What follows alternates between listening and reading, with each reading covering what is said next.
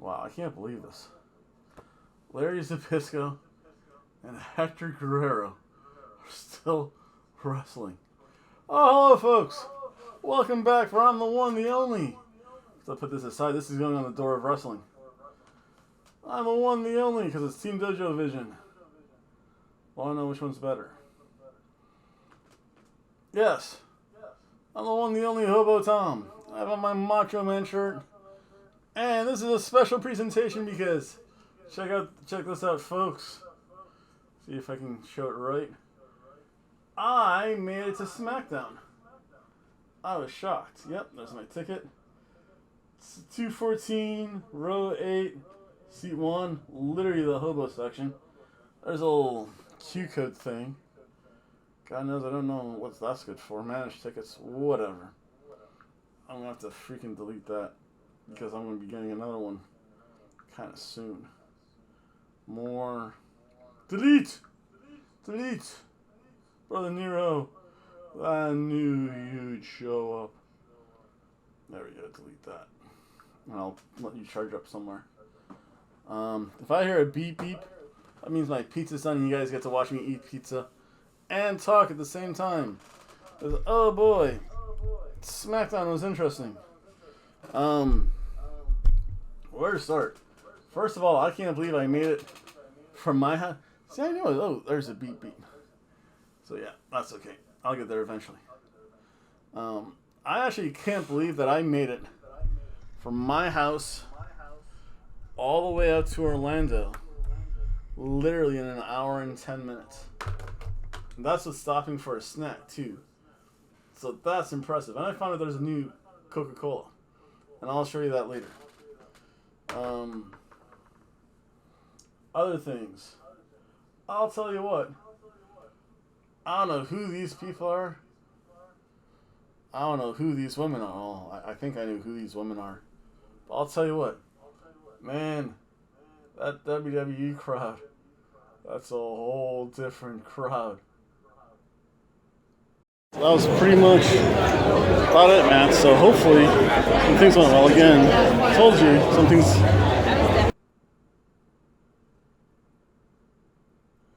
Yeah, you're not gonna see that at any indie show.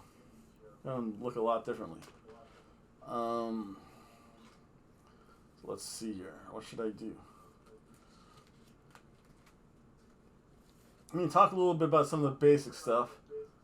I'll tell you what. First of all, boo Ticketmaster. This will be my rant and rave about Ticketmaster. Ticketmaster for my $20 ticket was going to charge me $38 and something cents. I think with the fees, and they've just jacked up stadium fees, it cost me about $30.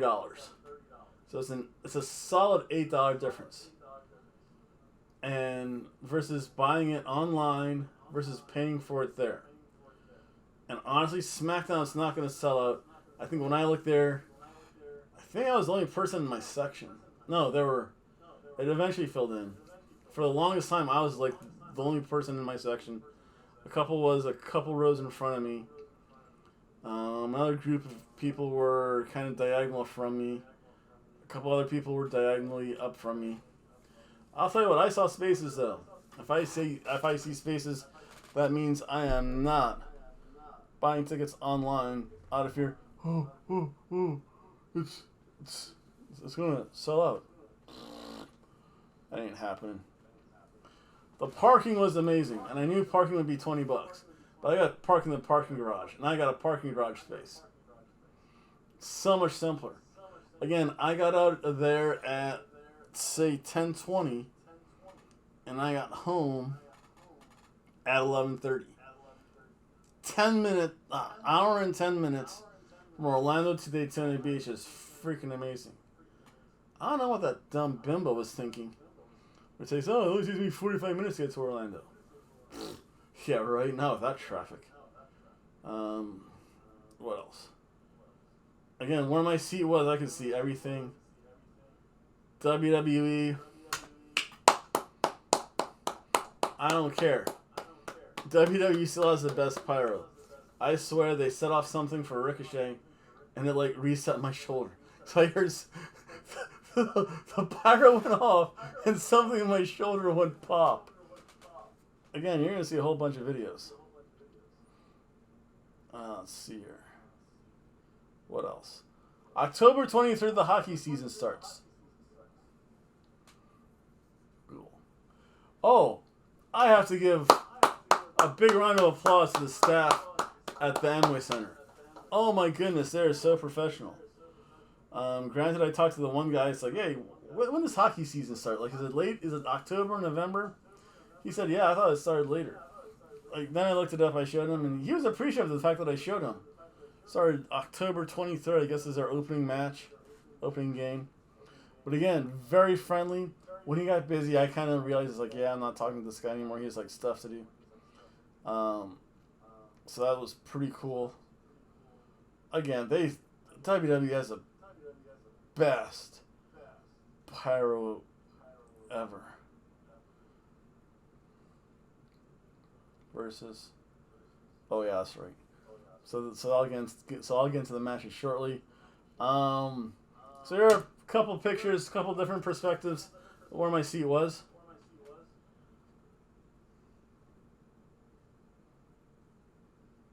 Ooh, baby, look at this. I am at the very top here.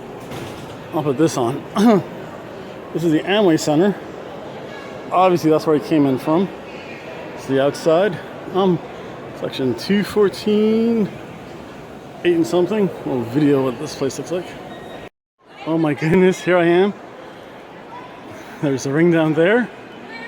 And I am literally right beneath the tarps. Came to lay the tarps. So, 8, 7, 5, 4, 3. Oh, good seat.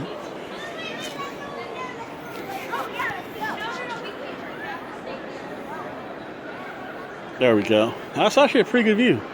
That's where they came in from. Not bad. There you go, Elena. One day I'll take you to one of these. Well, I did pass by Sanford when you got here, so. A wrestling ring. I'll send you both videos.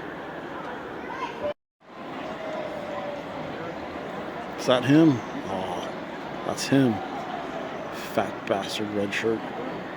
Should go down there and stick that title where the shrimp don't crawl. Nope. WWE event. It's time. It's Hobo Tom time. Oh, wow, look at that. I'm actually right where the commentator desk is. That's so cool. Except for I'm in the middle of nowhere there. There's the lounge bar over there. Ring. Let's see here. Pathway, lights. Right now, man, it's just me and the tarps. Which I'd be cool. There's like the production area right behind there. Well, I'll tell you what, WWE does put on a good show. I'm gonna get some good fireworks. That's gonna be cool. So yep, this is WWE SmackDown.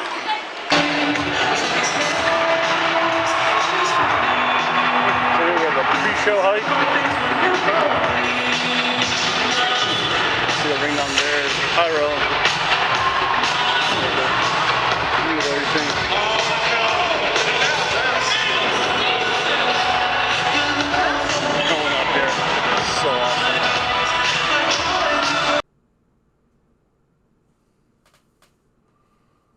So it kind of started off, good little opening sequence. Welcome again. They always do their safety speech. One person starts to get you hyped up. We have some nice pre-show matches. I guess the main event's an entirely separate show now. I used to swear they used to do that before SmackDown. That's okay. Again, I'm gonna forever boo Ticketmaster. I don't care. You know what? Let me go get my pizza. And then I'm going to start going into some detail about this Friday night SmackDown. It's a red wine and pizza night. And as you can tell, I have my red wine right here. Sips to everyone. Oh yeah, I also passed the infamous spot where Jeff Hardy was going 15 miles per hour. I don't know how he was going 15 miles per hour on that part of the 95 I-4 interchange. You physically can't go 15 miles per hour. I don't know what he was on, man. I was going, and people were still passing me. I think in that area, I was still going like 40 and 50 miles per hour before I could get up to speed. Unless I knew where my exit was. Actually, that's when I was on the exit. Wow, I don't know what's up with that. Be right back though, folks.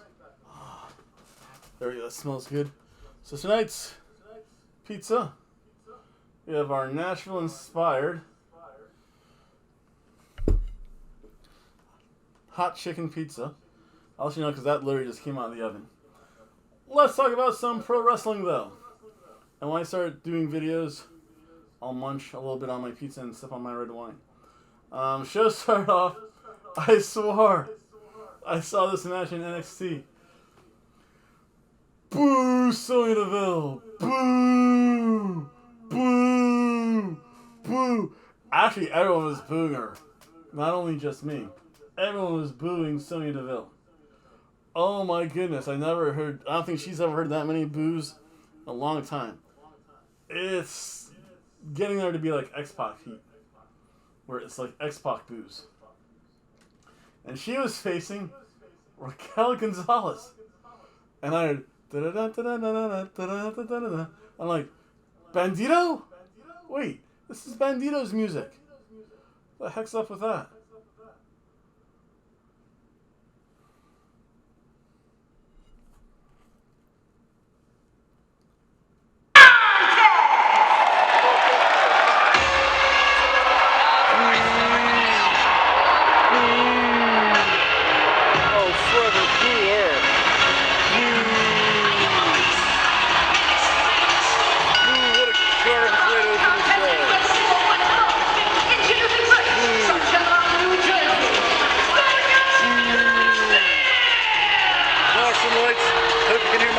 Over this.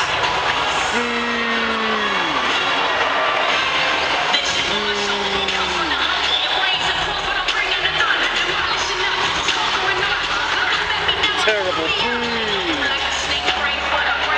Forever boo her. She got a pretty good deal.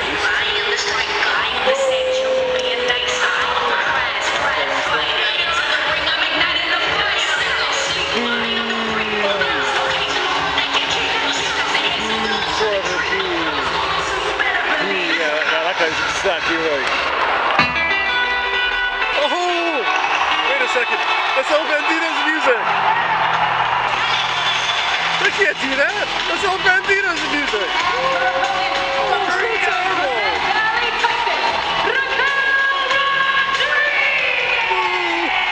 I was going to boo her.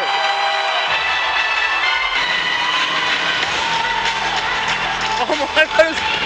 I thought it was going to be El Bandito for a moment.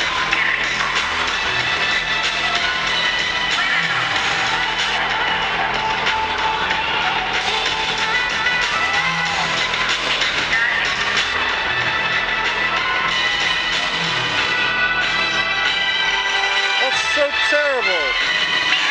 I thought that was blue. I thought that was El Bandito. Oh, bonkers. No one cares about this match. Time to go to sleep. Nah, I'm gonna stay awake. This is an NXT match. I remember these two tag team partners.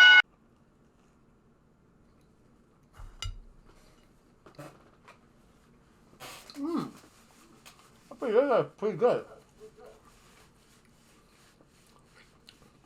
It's like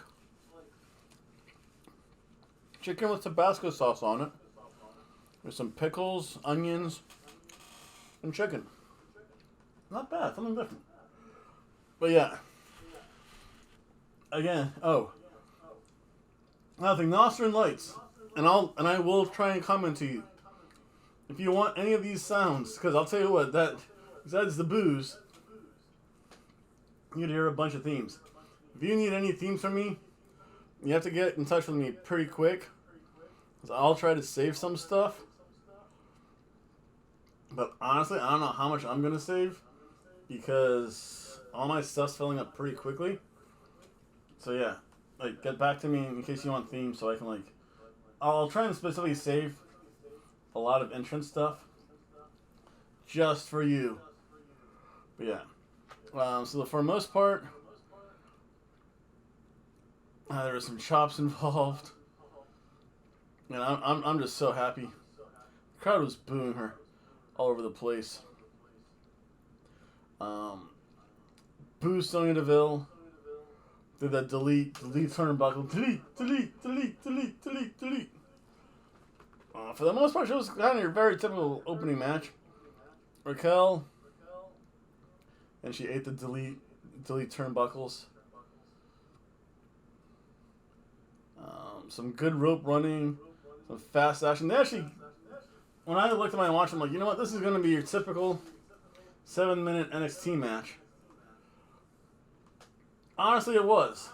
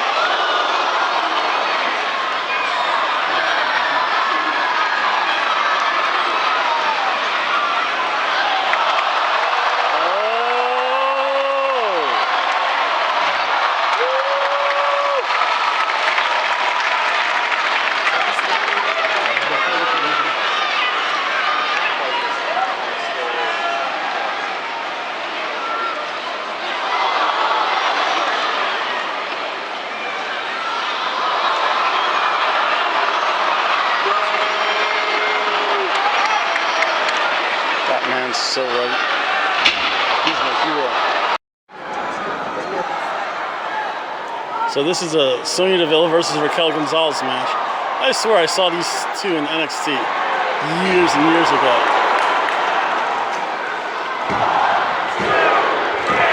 There's the popular one.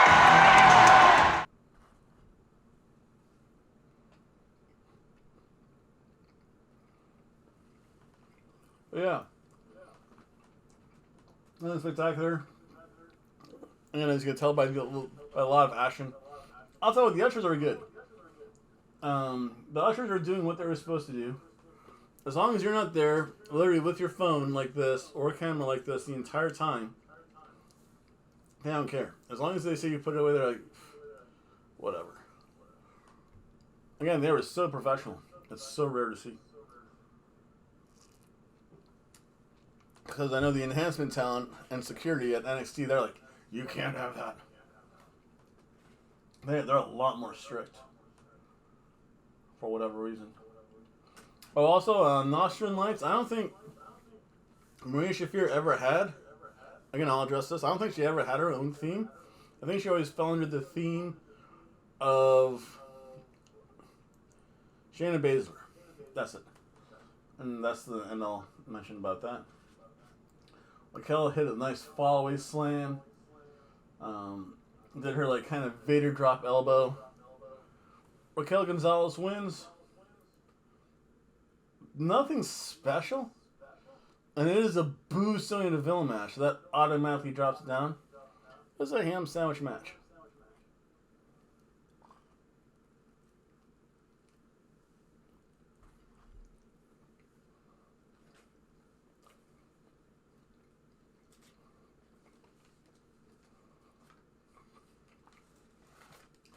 I'll tell you what, and I said this in my opening, WWE is so professional in their presentation. I think even James Cornette mentioned that. He mentions all the bad things about WWE, but the one thing he always gives credit for WWE. It's their production value.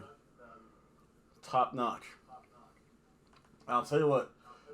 For the next match, it was Los Lotharios of Angel Garza and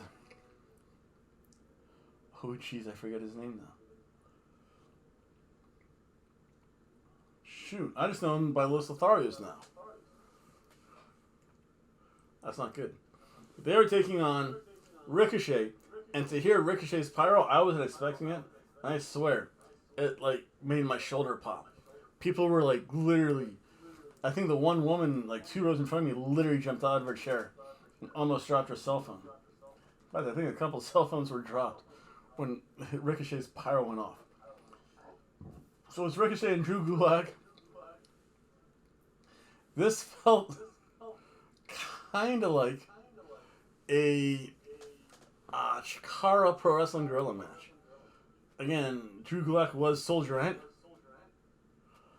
And Ricochet was King Ricochet for a while.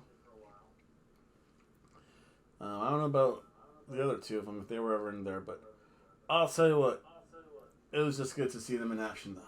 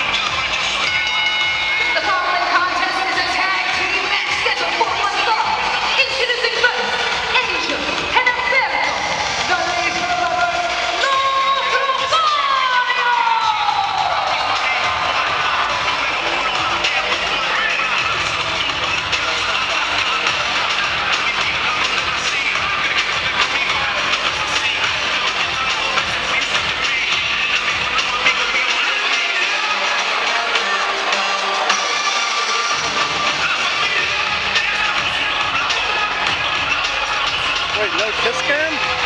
Ooh. I want to see the kiss cam. I want to see some poor woman get humiliated. Oh, he's looking.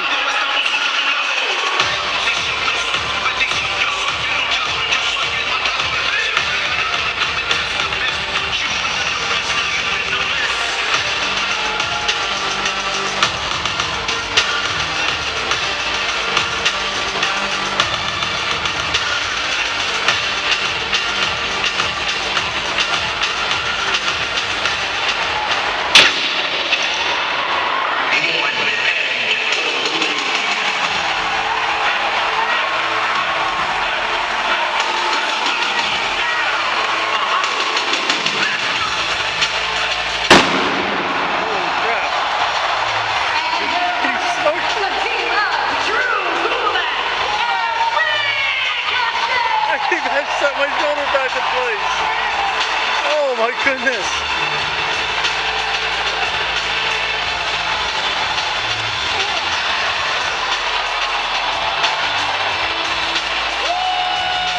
I was thinking it was a surprise.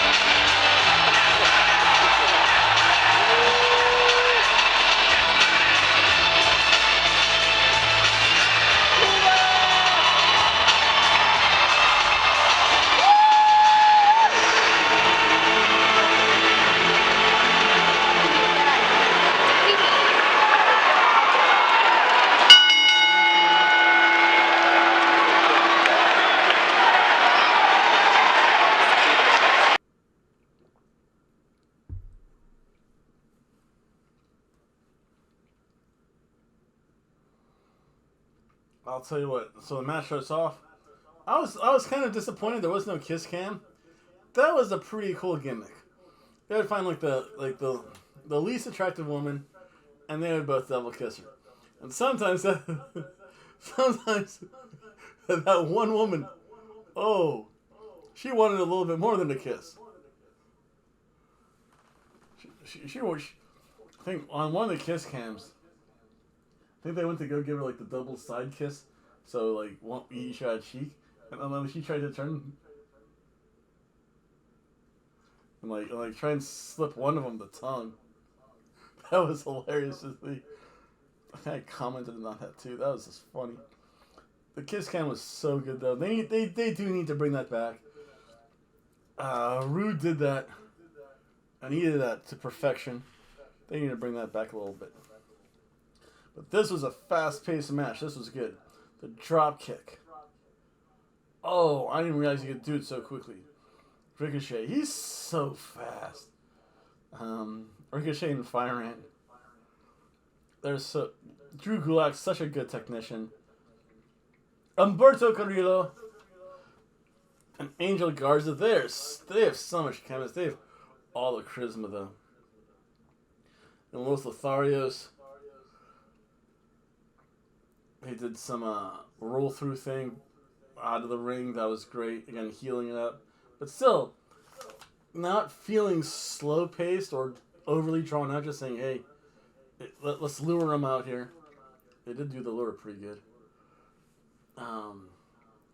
Drew Gulak, he was one that ate a lot of the offense, though.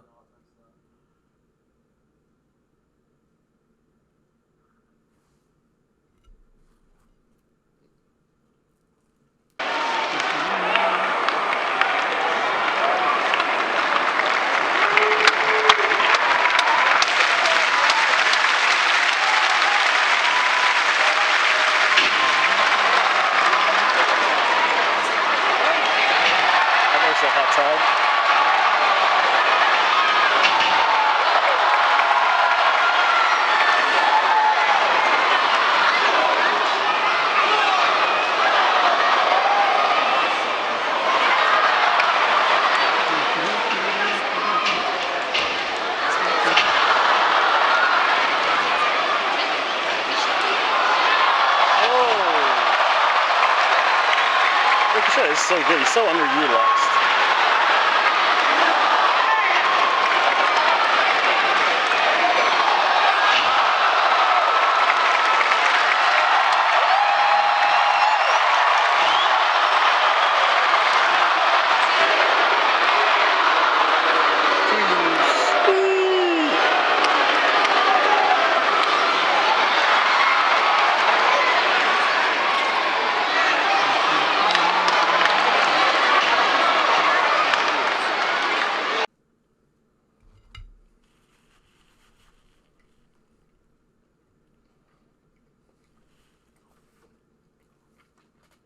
So fast, so much back and forth. You could tell that Ricochet and Drew Gulak were kind of that thrown together tag team. But Los Lotharios, smooth. Again, I think they are cousins. Or related. Because I know Angel Garza is the son of Hector Garza, who is the uncle of Humberto, I think. I know there is some in those lucha in all the lucha families.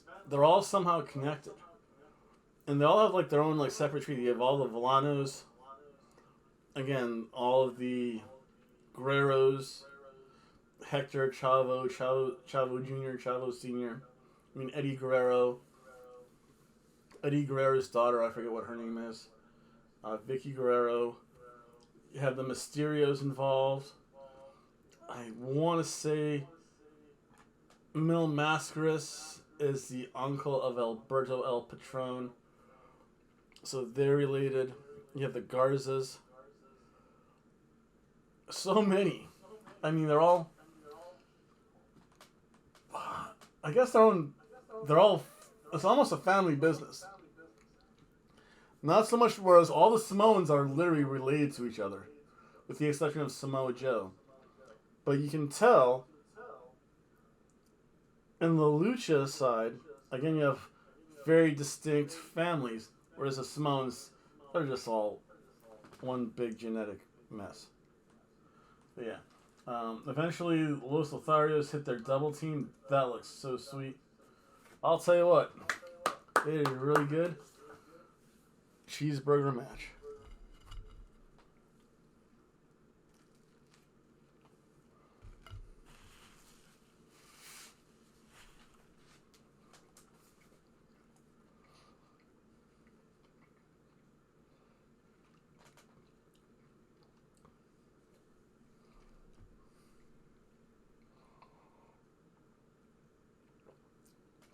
Then we get to the main show.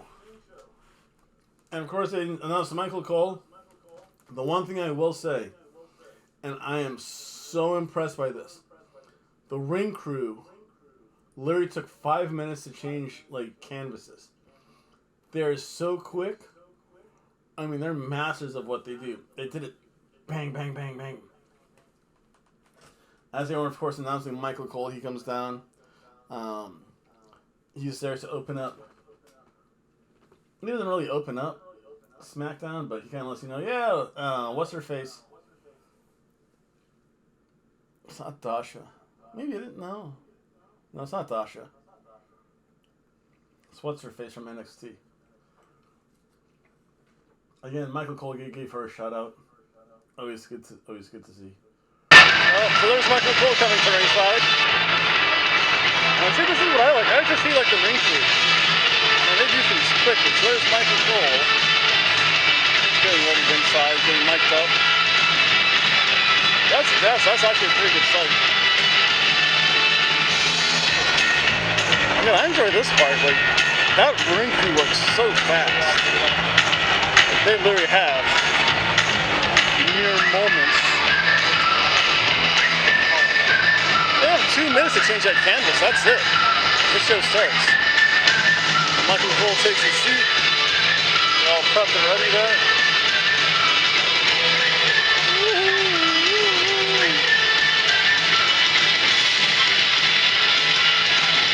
And this is a magic that I like. So fast.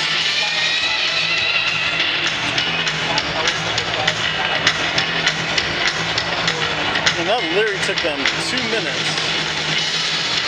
Well, probably about 5 minutes to change ring aprons. It looks so professional.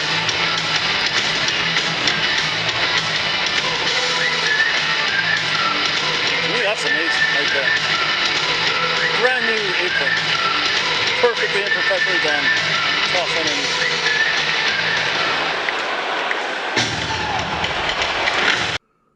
Yeah, so needless to know, it's like, yeah, 1 minute left, and then you hear, of course, all the things, don't record this.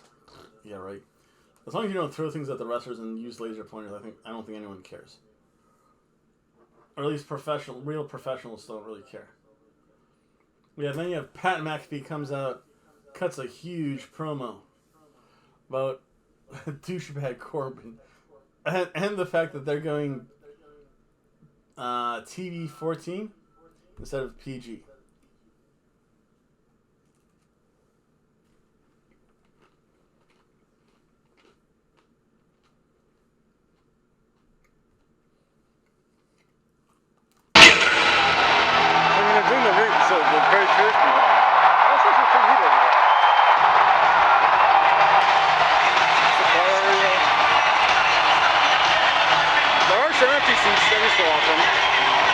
Definitely not the hard camera side.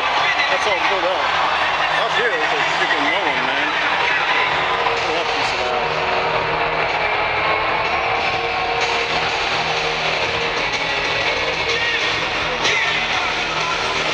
Welcome to Friday Night SmackDown. Michael Cole. Ladies and gentlemen, I'd like to introduce you to the man who recently signed a multi-year contract extension to remain in WWE and to remain my partner on Friday nights here on Fox. Yes. Please welcome Pat McAfee. Ready for a good time, ready for. So that's the team tonight, Cole and McAfee.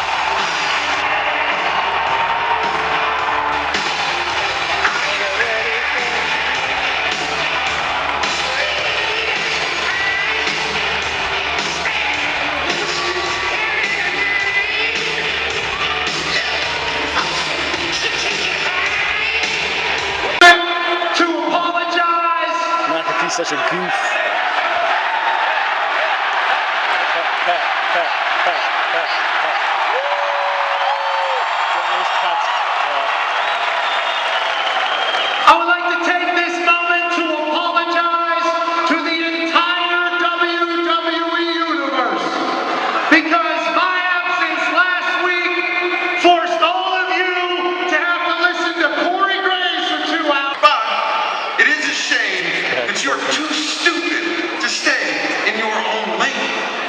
what you need to do is go take a seat right back behind that commentating table where you belong.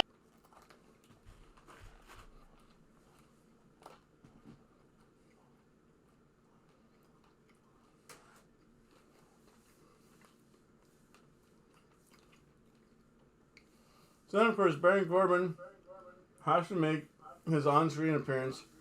I don't know, he had like some weird rash. He probably... He says it's monkeypox from sitting in the chair. Or he got something from the NXT WWE universe. I'll tell you what.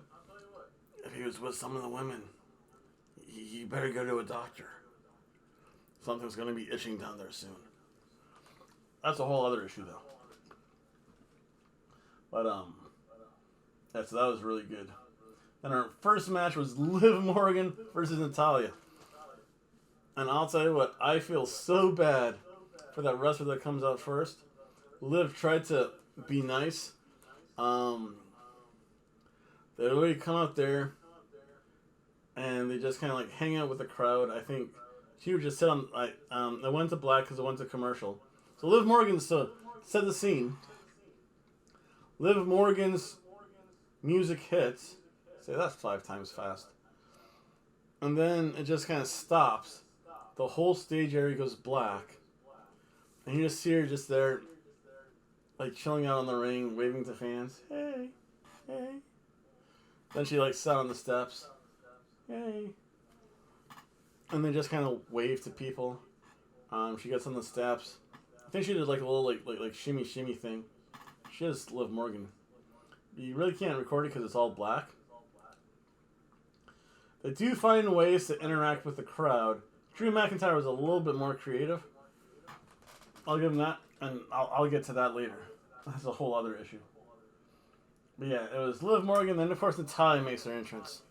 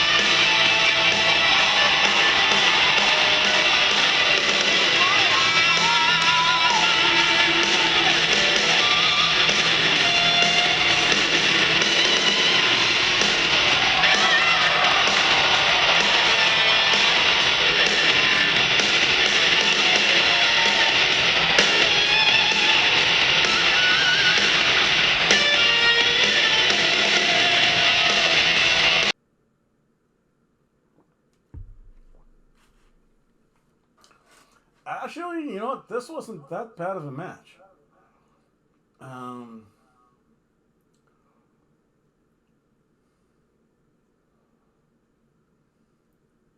Something to Natalia.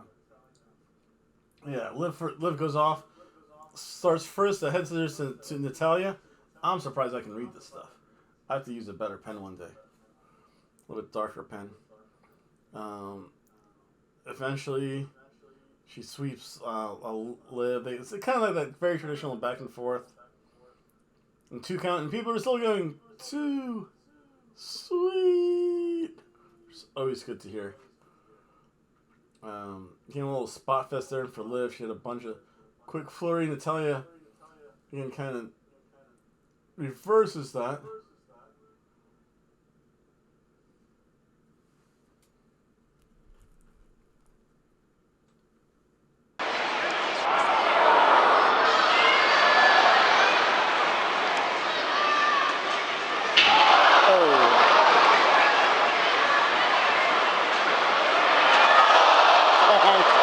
I can hear that from here. That's good.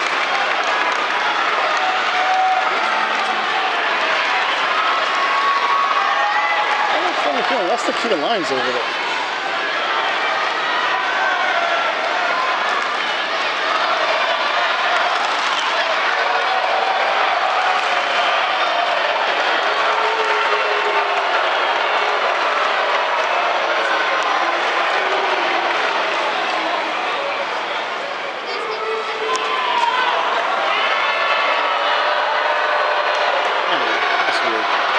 Bad distraction there for a moment. Choking on the ropes. Very heel of Natalia.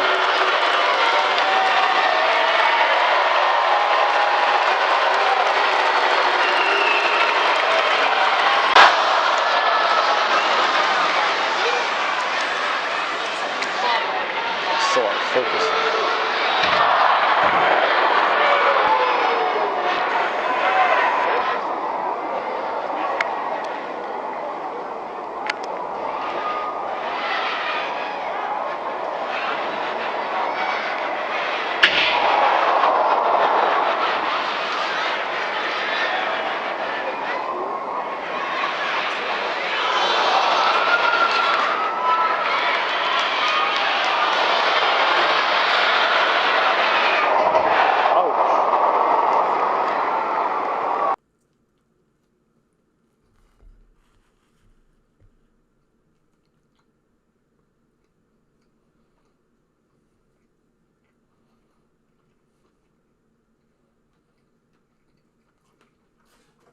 Slaps her, stretches her. Never went for the figure 9, the sharpshooter, like her uncle Bret Hart.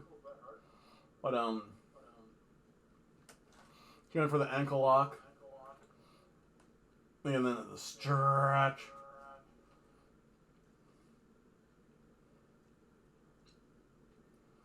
And I think Liv Morgan won. But there was the thing last week that involved Liv Morgan and Natalia at a house show. I think that was a practice match. And at house shows, they do tend to be a little bit more loosey-goosey as far as, like, not selling. Like, at a house show,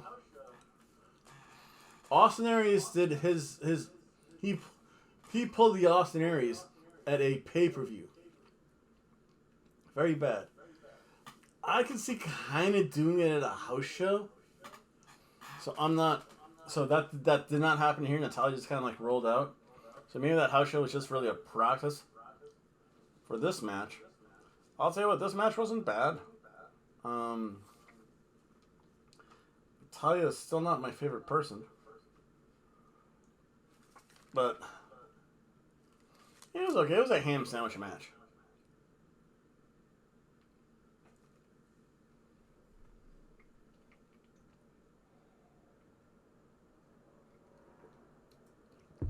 Then there was a follow-up interview by Caleb Braxton. Oh my goodness, did Caleb Braxton get bitchy? On SmackDown. I mean, I got the almighty Bobby Lashley waiting on me at SummerSlam. Then I got Dolph Ziggler just lurking. Mr. Paul Heyman. Paul, you doing? I'm all the better just standing next to you. Man, I don't know if Aunt Flo came in. I don't know if she was experiencing the red tide. Or if Vince said, yeah, be a bitch. Bitches, yeah. I'm like a douche. Because we can say douche now. We're TV-14. We can say bitch. We're TV-14 now. Yeah, like, it was just like a rude interview. She's like, well, you seem to have a harder time against Natalia this time. Is there anything up with that? She's like, I am still the women's champion. So yeah. Then I was swerved. Because I thought we were going to have... I think there's a whole bunch of promos there too. I thought we were going to have the Viking Raiders come on. I'm like, war. Wait. They're not white. They're the New Day. And they were announced the New Day. I'm like, war. What? So the New Day came out, did a little parody of the War Raiders. Yeah, they had fake War Raiders there, and then Jinder Mahal. Oh, well, I'll let you see some videos here.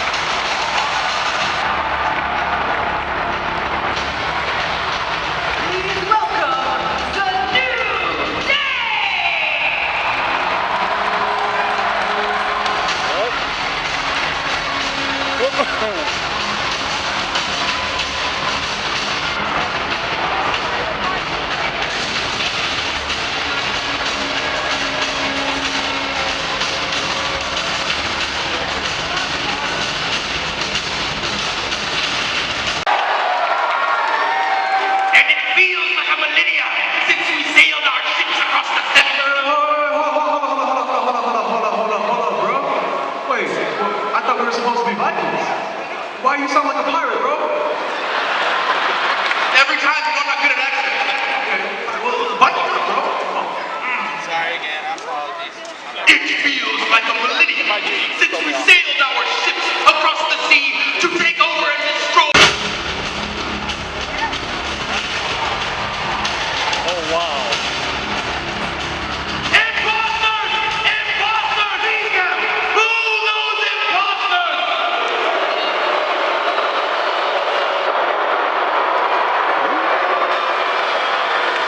We are new and vicious.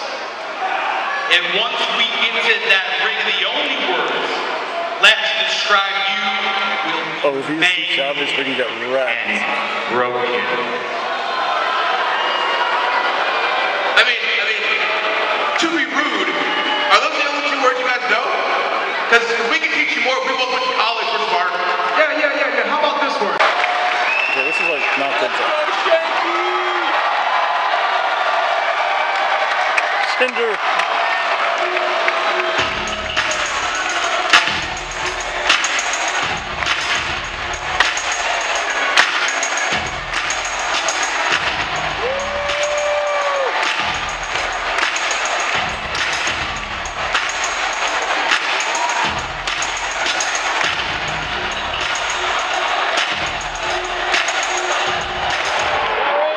Gentlemen, last week after declaring that there would not be an open challenge for the Intercontinental Championship, Shinsuke Nakamura challenged Ludwig to a match.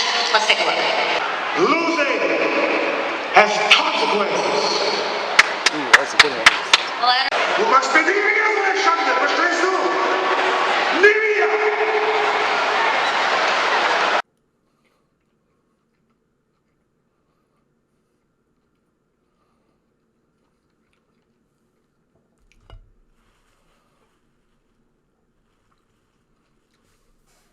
Then Jinder Mahal and Shanky came out and made Jinder dance. Oh, Just to let you guys know, when I'm actually doing that pause, that's to let me know I better insert something there. So yeah, that's like my stopgap thing.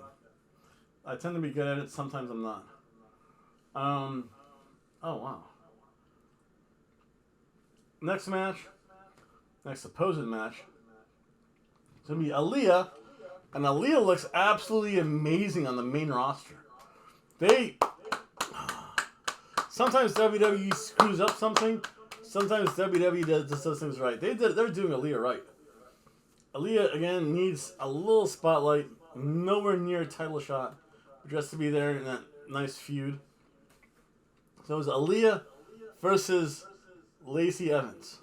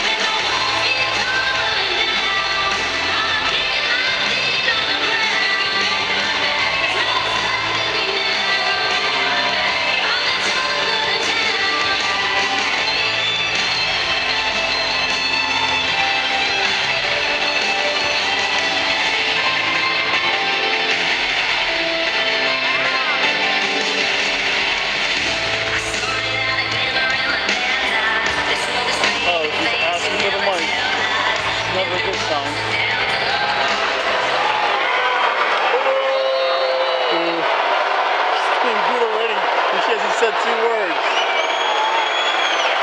Now, I may not be better than anybody in this arena. What? But y'all damn sure ain't better than me. What? Now, just like I explained last week, I serve my country. I put my life on the line for all of you.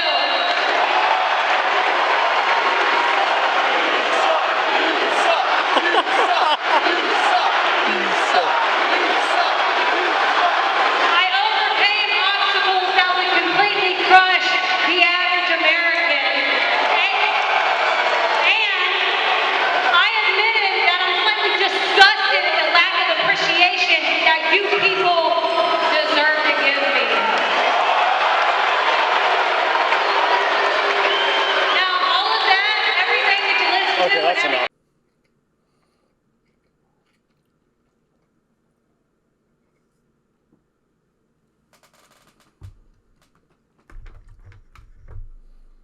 Let's see here. I do have to write this down quickly. I found that, so I'm good there.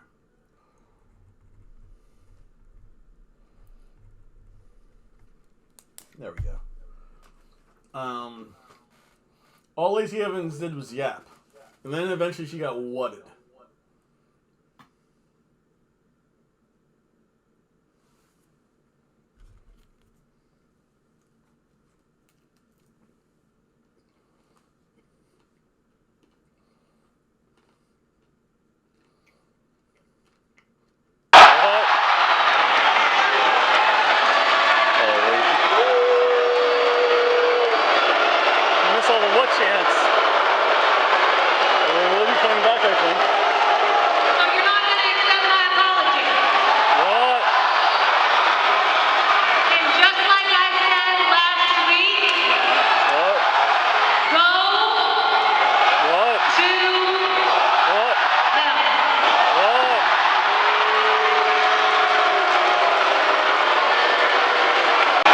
Oh wait, she leaving?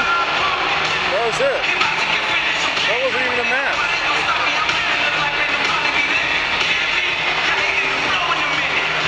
That sucks. That was weak.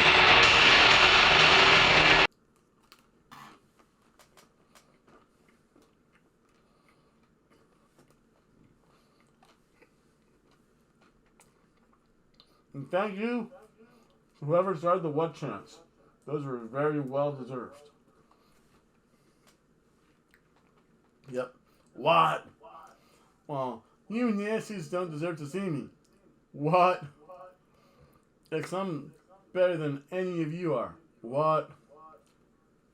Very typical. Again, you saw it a little bit in the video. And there was no match. It was weird. And I'm looking at my watch. I'm like, wait a second. It's only... I'm like 8:46. I'm like, normally SmackDown goes pretty quick. Maybe it was those first... Maybe... I hate to say it, the Dark Show matches were actually better than some of the matches that were on the actual card. So we might see some of those dark matches come back on the real show. Yep, sorry about that, folks. Ooh, I just had to reload. Remember, don't be a Jeff Hardy. Like, it's a certain hour right now. After this, I might play computer games, and then I'm going to bed. Do not drive 15 miles per hour on the I-4 95 interchange after drinking. That's just dumb. And don't blow might as well be a 0.3 at 10:30 in the morning. That's a whole other issue. There's my public service announcement, though. So then the next match is Drew McIntyre taking on Ridge Holland.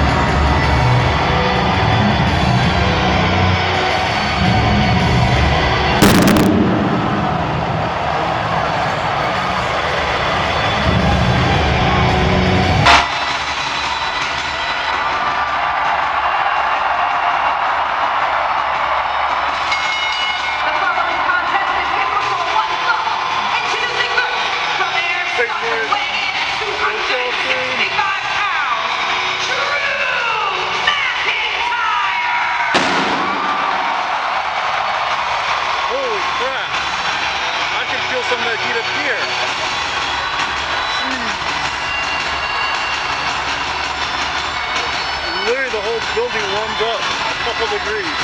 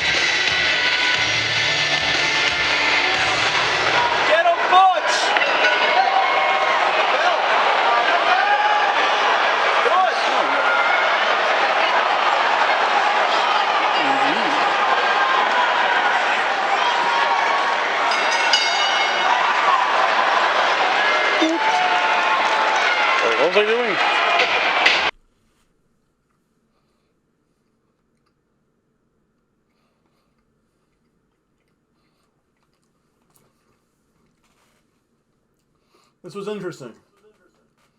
Last time I saw Drew McIntyre live, and I actually sent this out to my sisters. It was an NXT. It was me, my ex-girlfriend at the time, Heather. A whole bunch of things happened between us.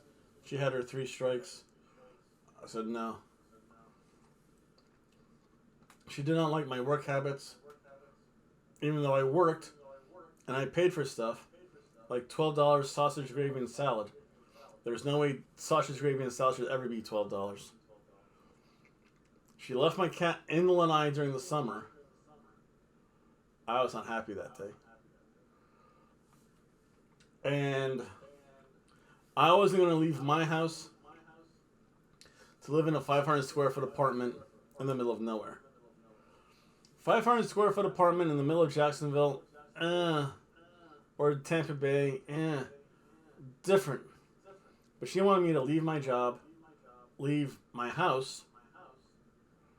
Yes, me leave house, not her leave apartment, and live with her. And I'm like, that was the end of that.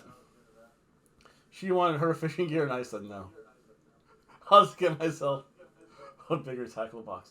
Yeah, so it was me and my ex-girlfriend. Yes, for all the women out there, those are my 3 main things. If you ever come over my house and lock my cat in the lanai, yeah, we have to have a talk. If you're going to say, Tom, I want to go out to breakfast at fancy places, but I don't want you to work as much, guess what? That's not happening.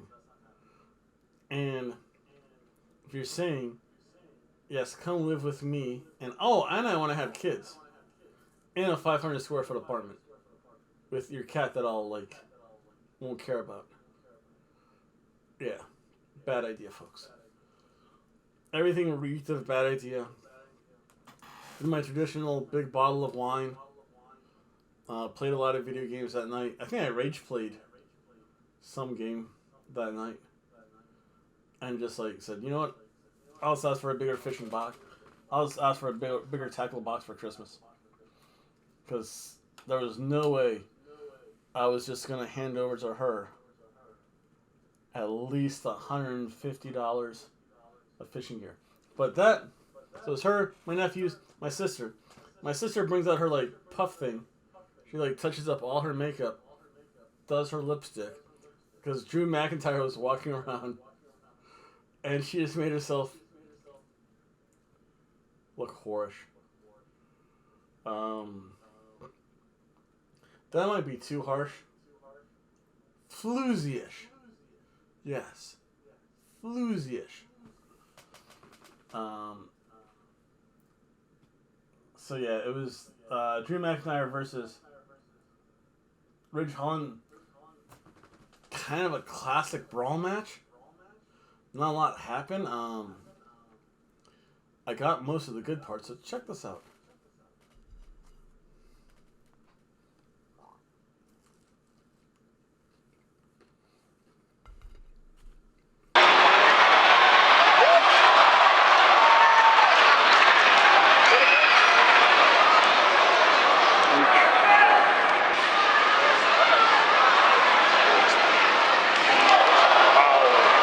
I heard that from here.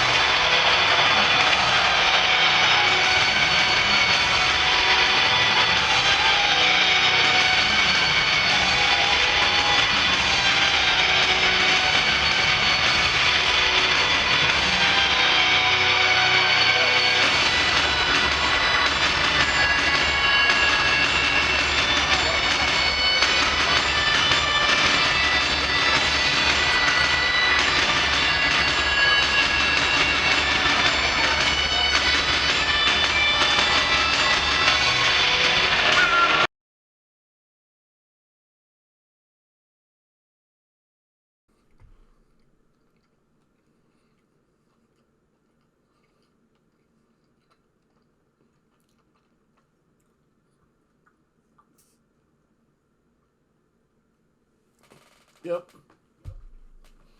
Again, ends with a Claymore 1, 2, 3. One day, Peter Dunne will get to, or Butch or whatever. Butch actually isn't that bad of a name. It did turn out to be a Headlock Mania. So I wanted to show you the good parts. Butch, now I'm thinking about it. Only because I did see a picture of the Belfast Bruiser. That's what they all look like. They look like three tough guys from across the pond that you'd see in like a pub, like from noon until 2 a.m. And they would talk about rugby or soccer. I see. If I were at, that's a good question to ask.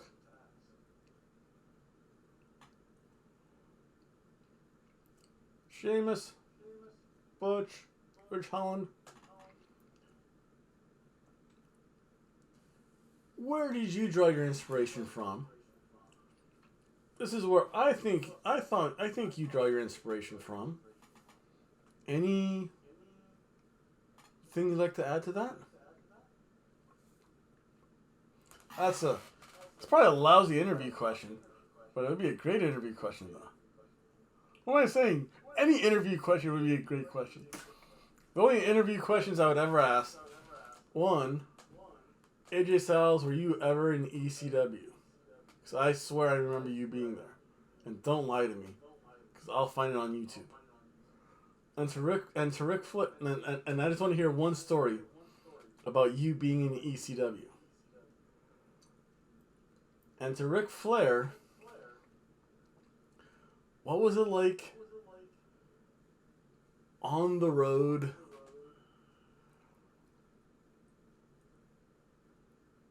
when you weren't high styling, when you weren't the high styling, kiss stealing, wheeling dealing son of a gun in the territory days? I go back early. I want to hear not the wrestling. And then what wrestling town stood out and why? That's a good question. That's a 6-day answer. And I would just feed Ric Flair all the booze when I did that. I have some other questions, but whatever. And then we had Austin Theory versus Madcap Moss. I like calling him Riddick Moss better.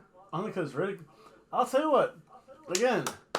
I will always applaud WWE when they do something right. And they are doing Riddick Moss or Madcap Moss right. Give him a goofy gimmick. It's almost like a very basic apprentice story. Whereas you have to go through the humiliation of being the apprentice. And his he obviously had it underneath Baron Corbin. Now he's risen above that, and it's interesting to see where that goes. And he left his master to strike out on his own. They do it right, and it's a whole like. If I ever wanted to go into pro wrestling, I have honestly a 5-year plan, and it's a redemption story plan. Where I started as nothing, go very simply through my progressions, hook up with a mentor. He teaches me and I follow until he loses to heel. And I see what heel does and I'm like, wait a second. But he did this to you. How can you just let him do it? Oh, I have to be I'm not going to stoop to his level. But he won. And then you become the heel, defeat the heel, using heel tactics. Then you get the money, the women, everything along with that. I mean, you follow the heel more. Well, before that, you follow the heel more. Like, you become this lackey. It's like, yeah, whatever. Here's your freaking quarter. Go make sure my bags are in the thing. Be demeaned like that. Face him for the belt, It doesn't have to be a major belt. It could be an underbelt. I never saw me as being a major champion, but being like, I don't know, a TV champion was always a pretty fair level. So you go from following the face, saying the face didn't do it. Let me follow this heel. And then let me become said heel. And then when my mentor, the face, said, hey, you should not be doing this.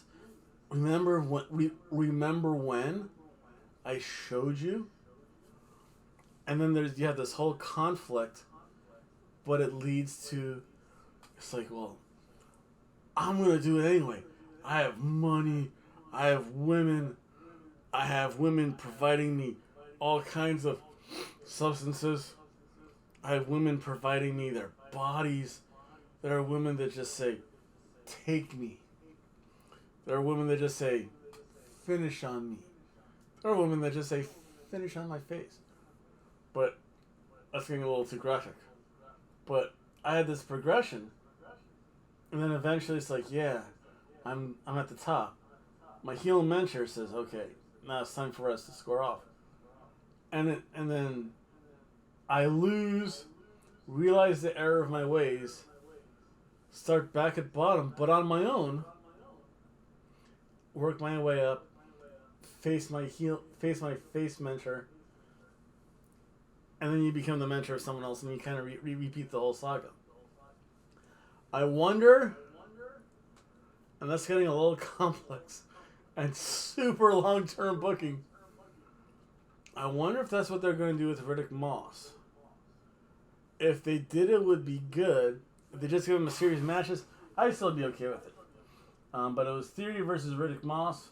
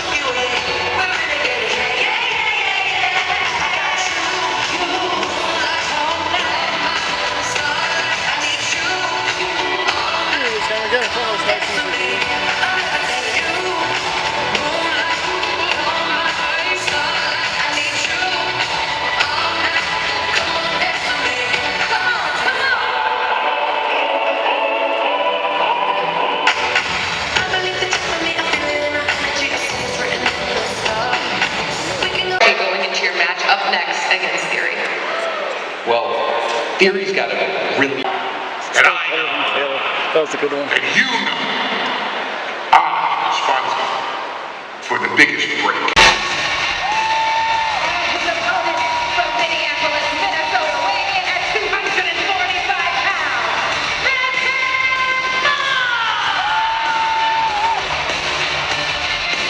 I figured he gets Pyro nowadays, so that's the thing. At one time they all get Pyro, now it's only the big stars, I think.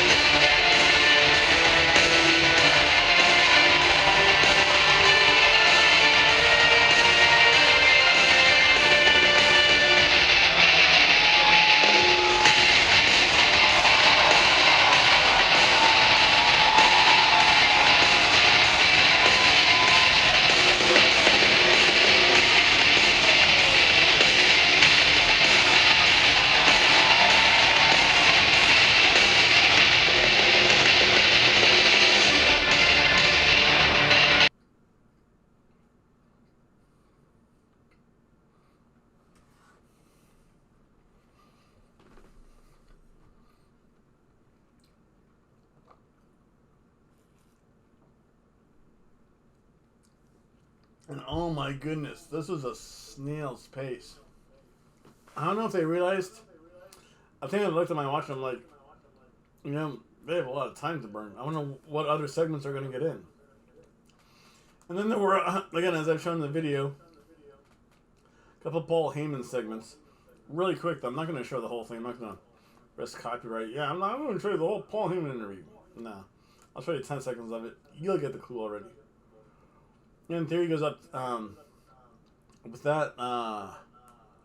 Again, as you saw, Paul Heyman goes up to Theory, says, hey, we can work this out to it. So it's your advantage. Theory's like, yeah, whatever. I'm the Money in the Bank. Selfie time. I'm the Money in the Bank. Selfie time. He goes up to Riddick Moss and says, hey, you know, you soften this guy up.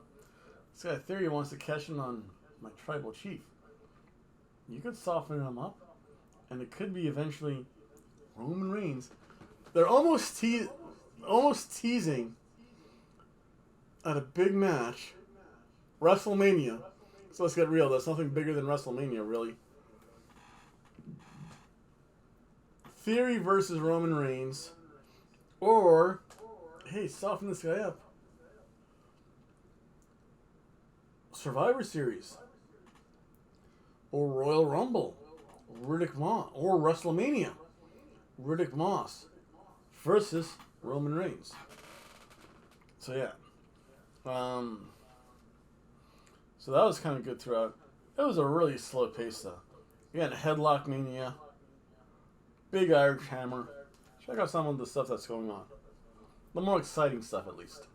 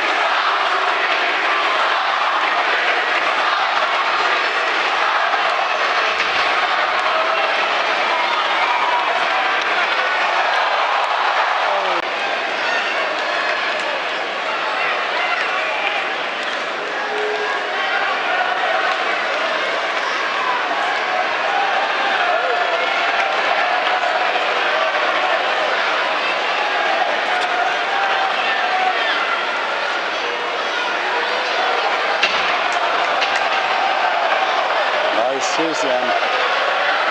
Close to it.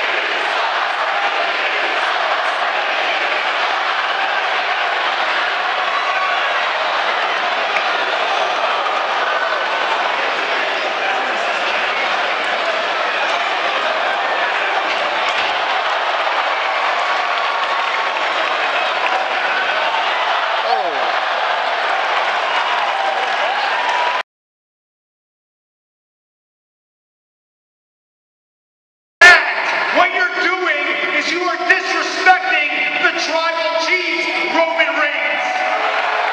Oh, Sami still doing. Wait, does Sami have And when you disrespect the bloodline, he messed up his arm.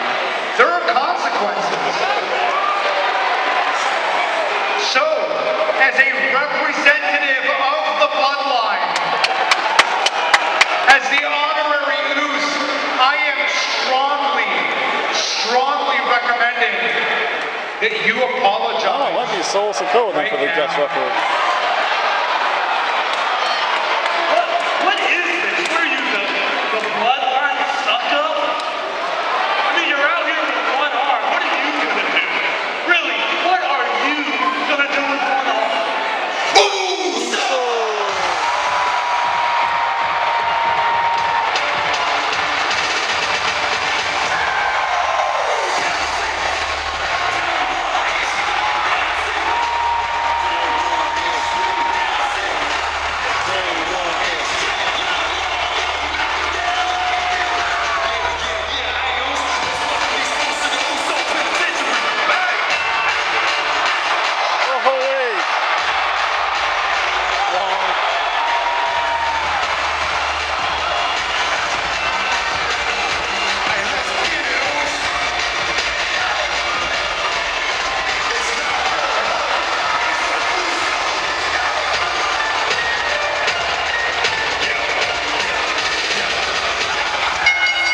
The following contest is scheduled for one fall. Introducing first, accompanied to the ring by Jay Uso. He is one half of the undisputed WWE Tag Team Champion, Jimmy Uso.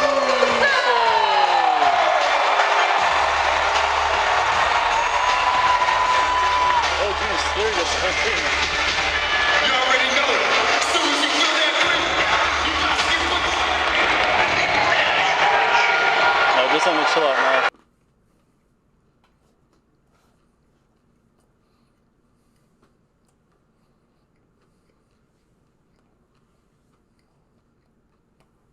One thing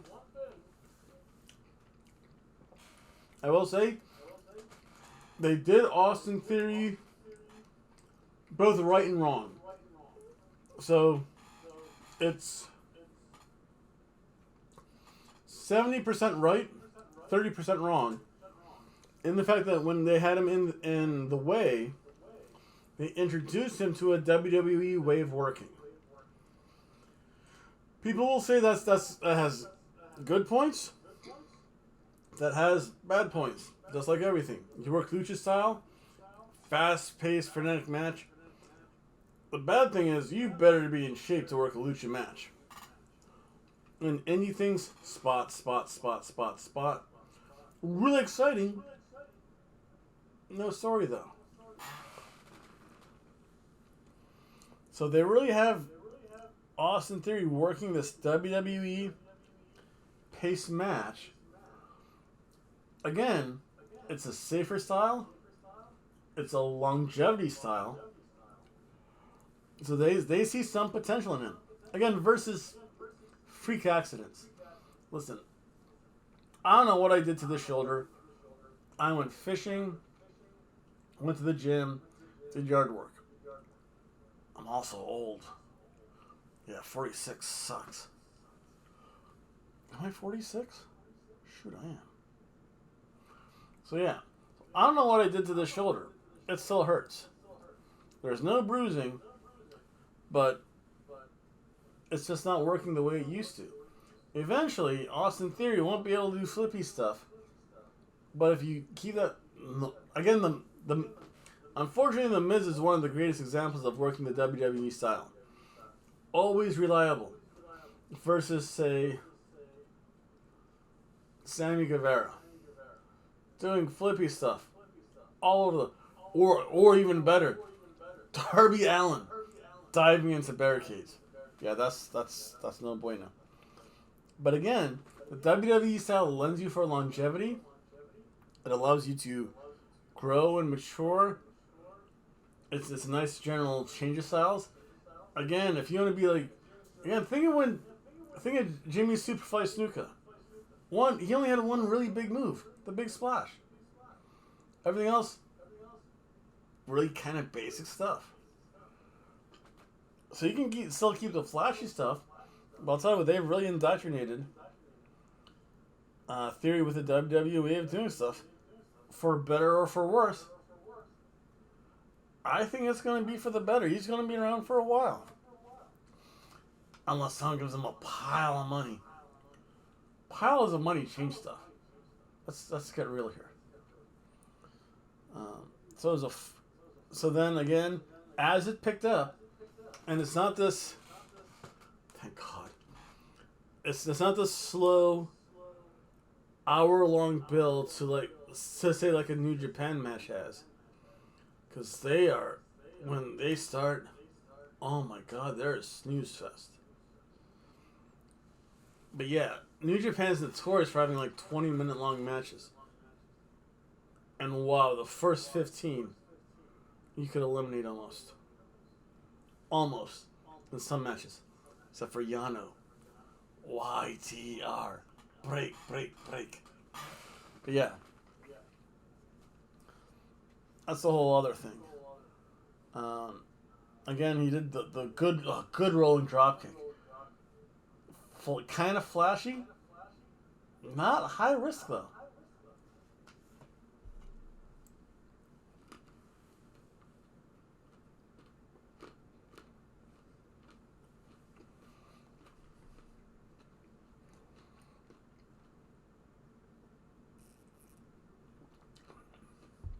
He did the yay boos, the good drop kick.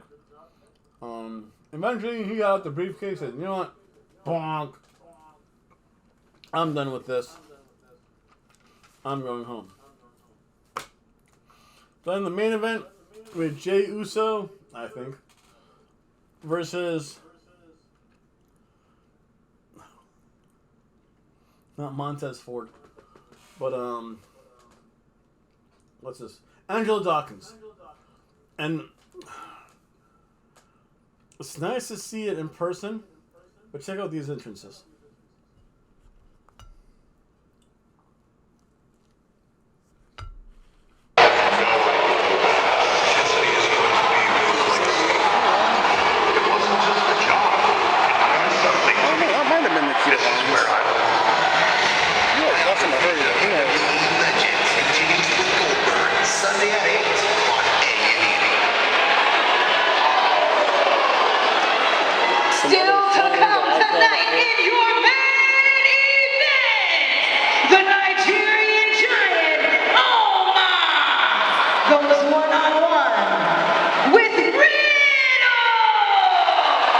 God, that's awful.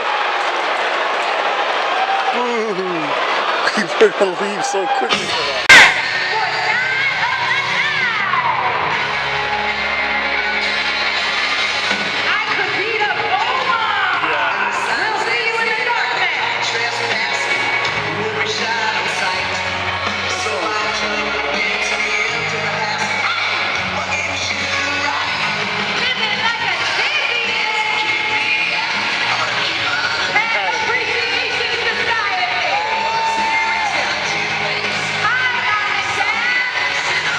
Classic song. I love that.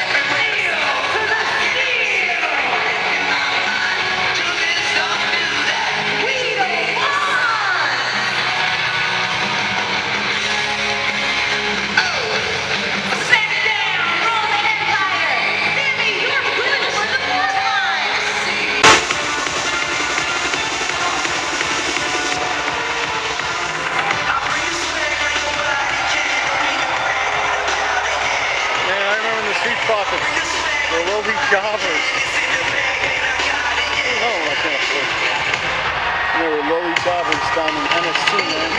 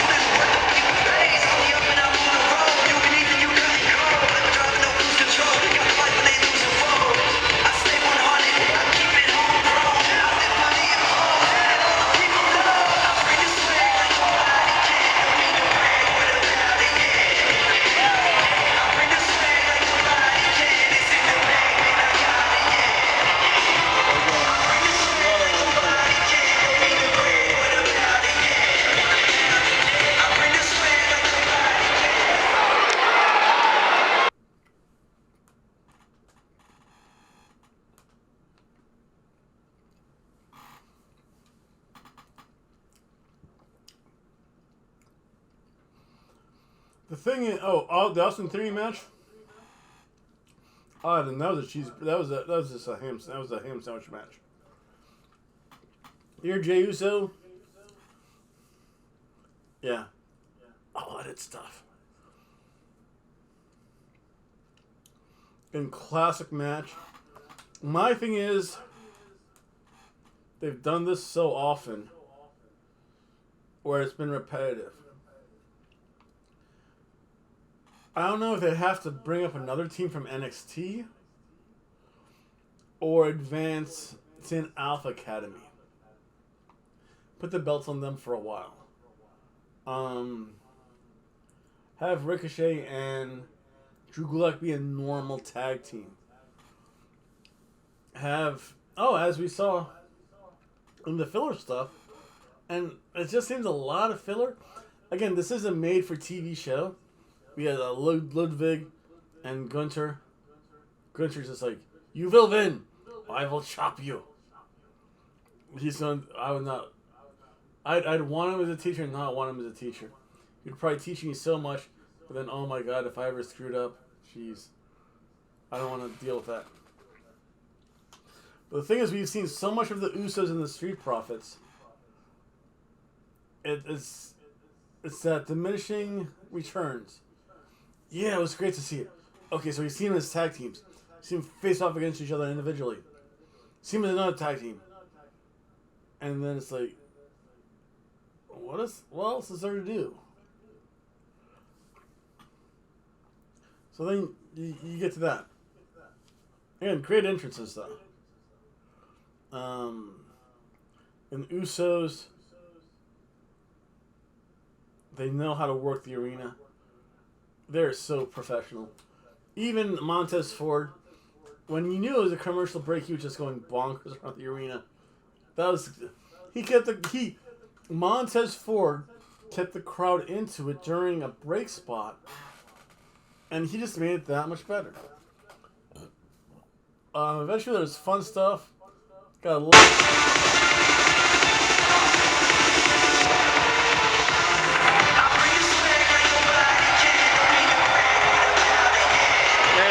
Street Profits, the lowly jobbers.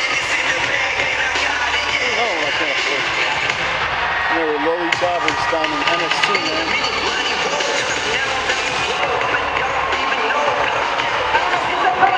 Accompanied to the ring by Montez Ford. He is one half of the Street Profits.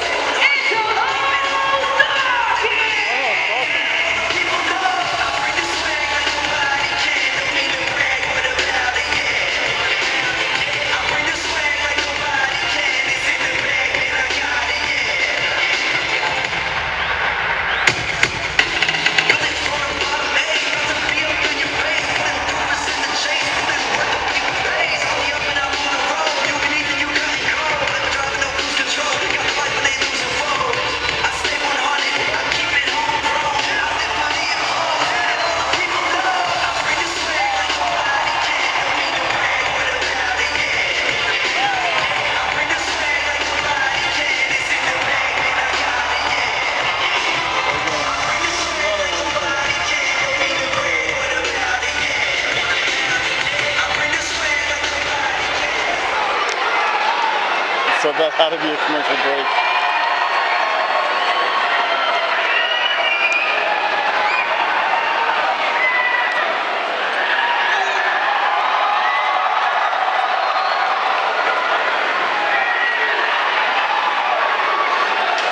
At least he knows how to keep the crowd entertained during this slow stuff. Oh, look at that. A little sip of water there from Sami Zayn. Yeah, this is definitely during the commercial.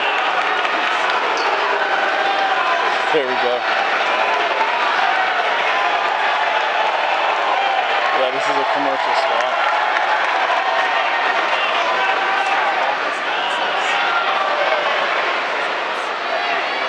And that's where we probably kick back in.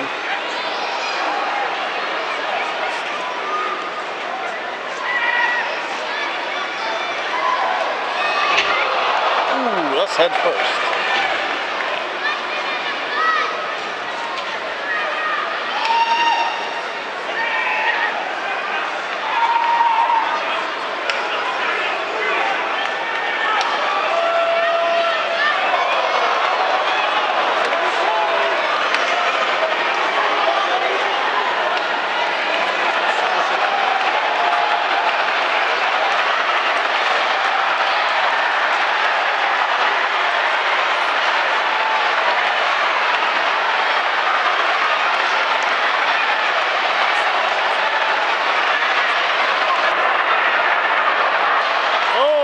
pissed him off.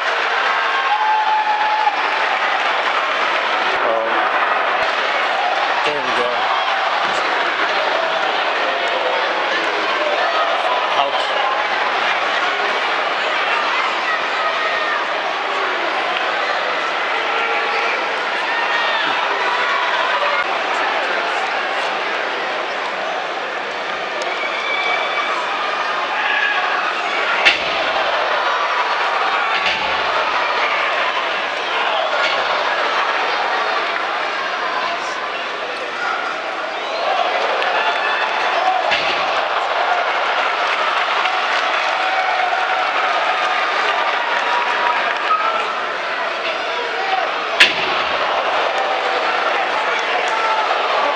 Sammy's on commentary now.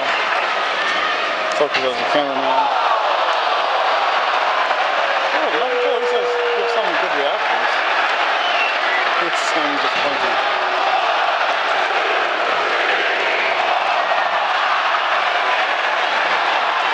Uh-oh. Rough bump.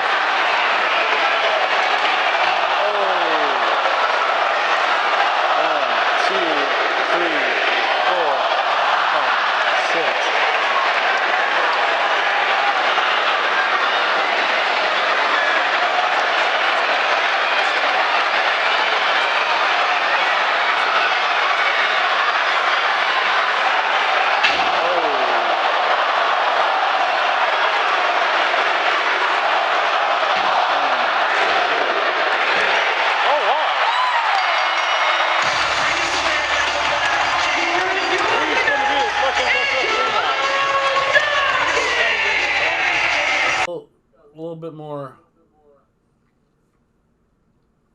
excited towards the middle and the end.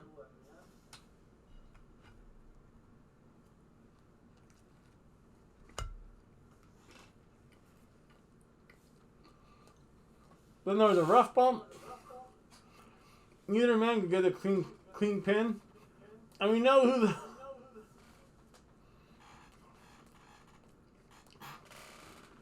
And Montez Ford won, by the way. Ham's, again, Dimension returns. Ham sandwich match. You also know who the guest referee is going to be.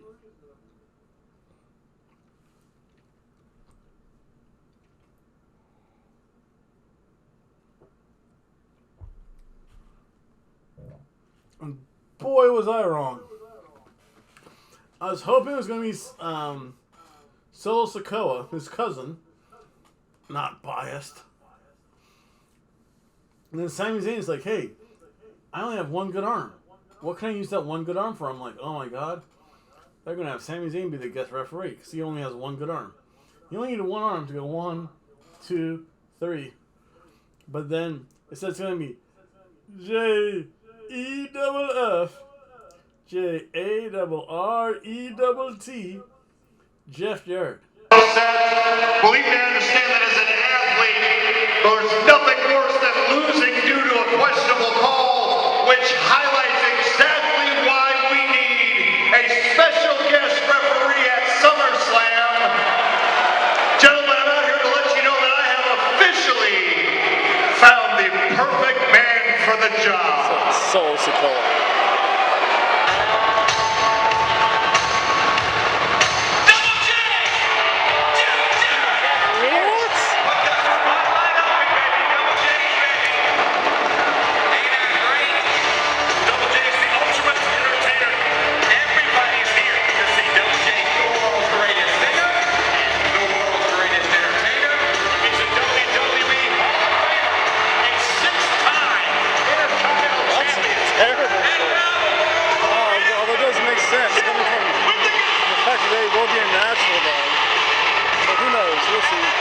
One more big man event. I'm like, that sucks. It is in Nashville, so I understand. Not necessarily my first choice. And that was the televised SmackDown. Yeah, ham sandwich of a show.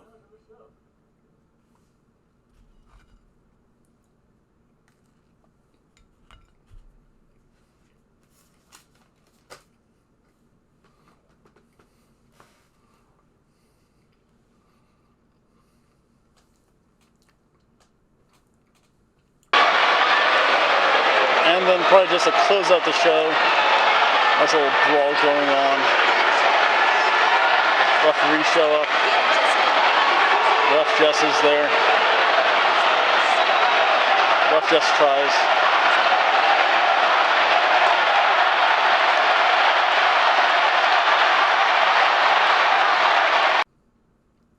If I had to watch it on TV, probably say again, it's okay.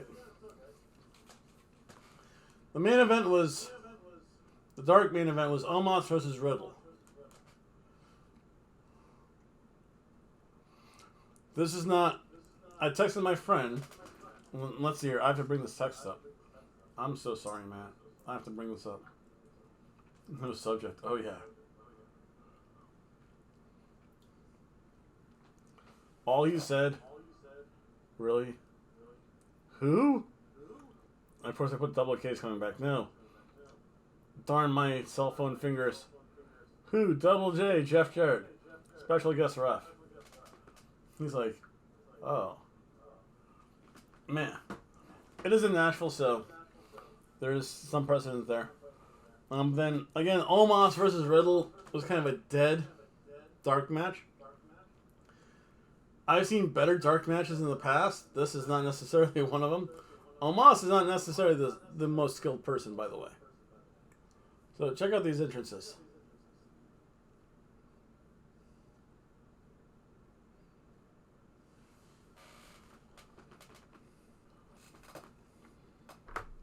Wow. I did a lot of yapping. Actually, a lot of pizza cooking, too. But yeah, Omos was... The following contest is scheduled for one fall, and it is your main event of the evening! Introducing first, accompanied to the ring by MVP, standing at 7 feet 3 inches tall, weighing in at 400 pounds, the Nigerian Giant,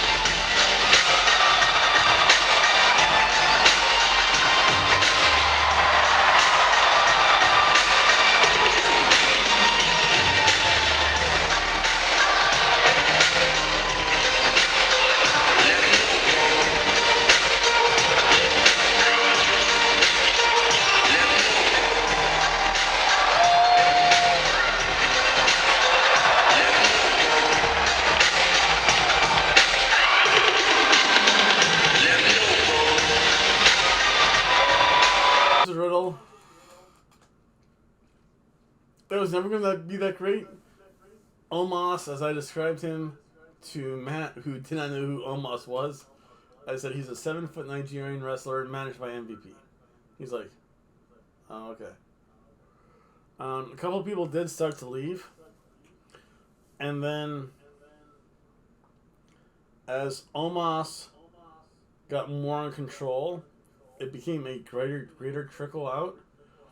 And then I think it was the dull, slow pace. They could have had... I'm trying to think of the whole main roster. I know Raw and SmackDown are separate. Raw's in Tampa, so they're going to be in the same area anyway. They could have had a 6-woman... they could have had a Champions versus Chumps women's match. Bianca Belair and... No, because they've already wrestled. I mean, you could have had Champions Past and Asuka, Bianca Belair, or Champions Past and Present, Asuka, Bianca Belair, Ronda Rousey. Ronda Rousey barely does anything. Versus potential champions. And then you can bring in Carmella, Zelina Vega, if she's healthy. And name 2 other women. And it would have been more exciting. Oh, Becky Lynch. So you could have, Carmella, Becky Lynch. That makes sense. And one woman who is not wrestling on the main roster, but could potentially... Mandy Rose. Orlando. She lives in Orlando. She could have shown up. Or you could have Champions versus... That's a better one. Champions versus Challenger. No. See, Love would have to wrestle twice. But yeah, so you gotta do something. Do anything. Just not this. Omos is not going to be... He is a superstar. He is not going to be the money superstar. People will not pay money to see Omos. Heck, you could have had Bobby Lashley versus Cedric Alexander. And it probably would have been a better match. Bobby Lashley versus freaking anyone. Would have been a better match. You know what's going to happen is a kind of a slow, dull pace. Some people are trickling out. And all of a sudden there's like, bro.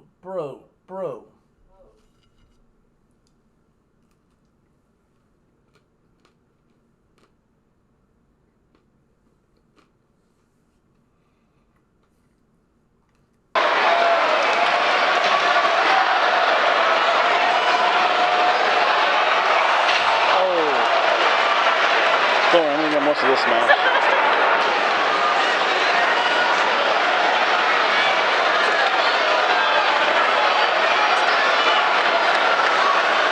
That would suck though if it's gonna be this quick.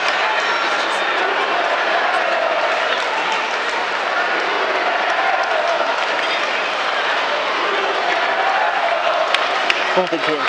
Oh, there's a couple of people leaving now. There's a chant of "You Can't Wrestle" going on. MVP's just wandering around, poking the stick at some people.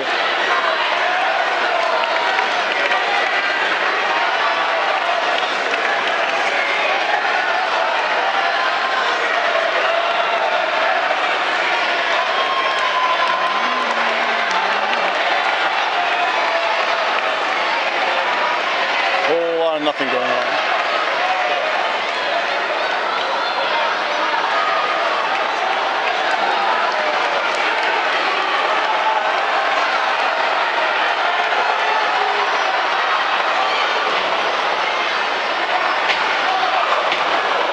Jeez, what a setup.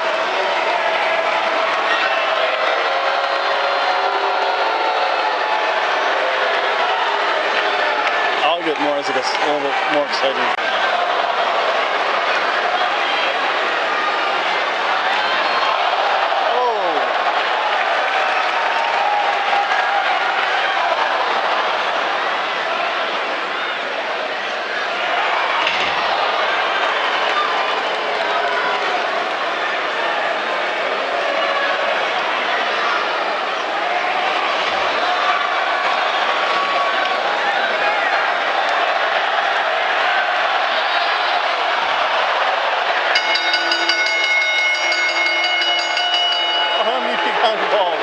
That's the end of that.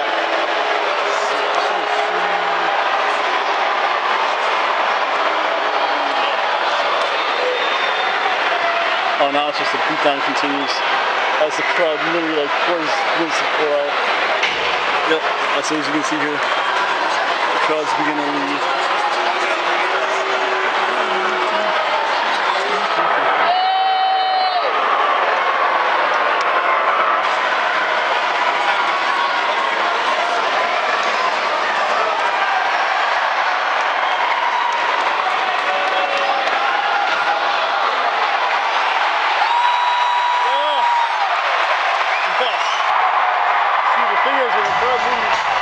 So really got to come up and go MVP at least.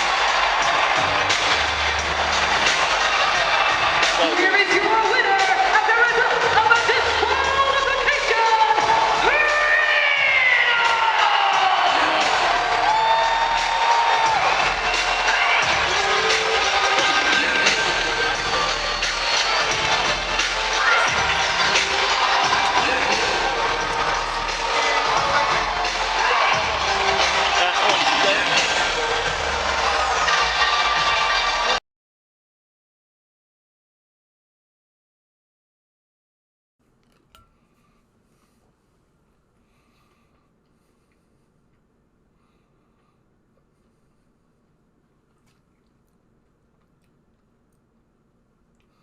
Riddle eventually does make his comeback.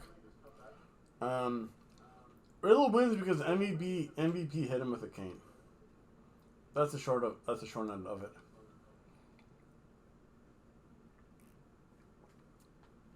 Honestly, even with Matt Riddle, this was a can of stew match. You knew how this was going. You knew it was going to be one of two ways.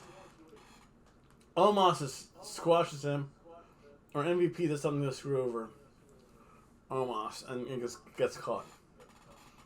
Riddle was not going to win clean. So, yeah. And then, of course, Riddle gets to beat up MVP. Crowd does go home happy. Heel gets his comeuppance. Overall, for the entire experience, and that includes buying tickets in person, the ease of tickets, parking. Oh, parking is, if you can get in the parking garage, it's so much easier to get out. Getting out. The crowd that's there.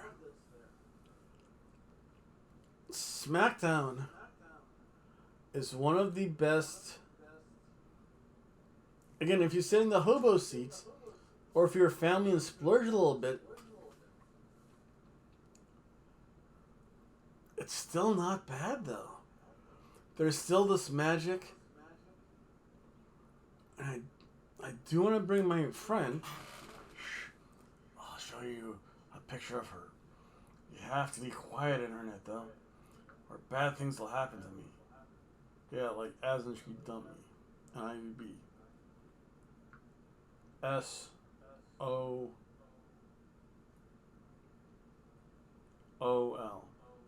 Yeah, don't make me spell that out. But yeah, one day I do want to. No, I'm not going to show her the good parts.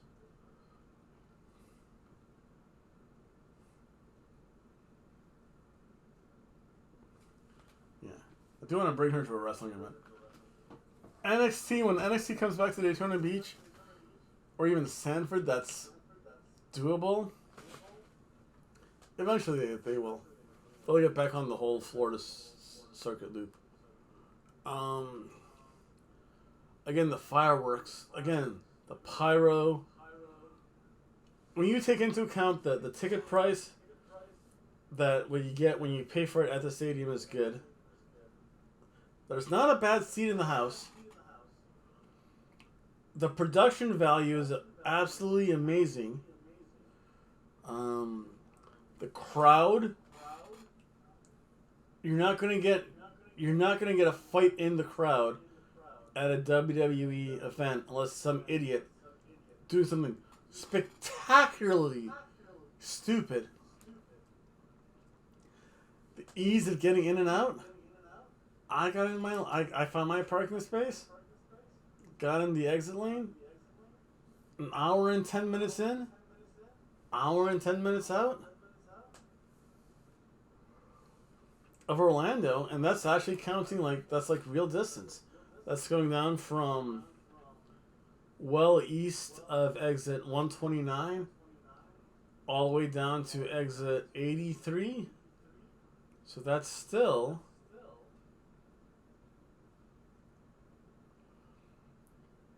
15, 20. I mean, you're still talking about at least 50 miles of travel. If I say you're going to go 50 miles in an hour and 10 minutes, be like, good. So that's it for a live SmackDown. I'm going to get this video up as quickly as I can. And Nostrin, if you want music videos, I will let you know and say I need that like now. Cause yeah, so I can put this down. That's done. Again, I'd like to thank everyone for watching. There's going to be another one of these. I'm going to get this up as soon as I can tomorrow. Tomorrow night, I'm going to do my reviews for the WWE for the past, for a week behind. So I'm a week behind. Sunday night, I'm going to go to a WWE live event. That's Sunday, Monday morning-ish. I'll have, again, that video posted.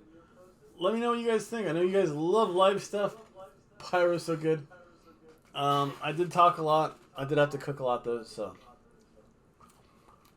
Other than that, thank everyone for watching. Please like, share, comment, subscribe.